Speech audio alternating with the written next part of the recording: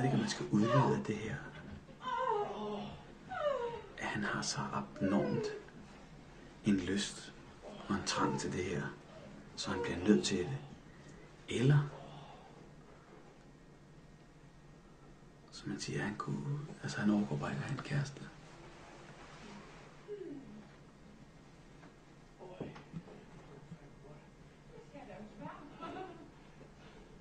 Han er glad og tilfreds. Nu læste jeg altså afsted, fordi jeg kan ikke, jeg bliver nødt til at tjekke, det er en ting. Men, kunderne står ikke og lytter til de andre kunder, hvad er det egentlig, jeg laver her?